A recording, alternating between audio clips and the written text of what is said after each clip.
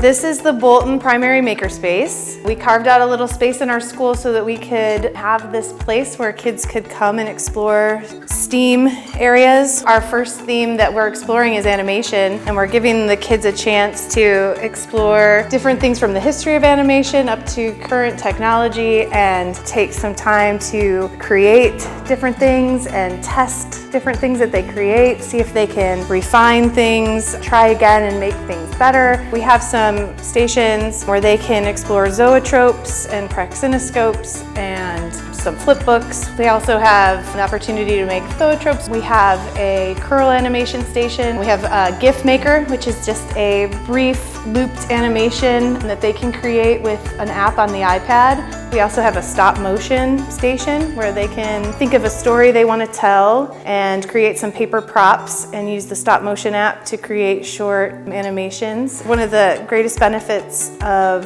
the Makerspace is that it really helps foster that whole growth mindset attitude in kids. It helps normalize that whole process of learning from mistakes and refining work and maybe starting again from the drawing board based on everything that you learned.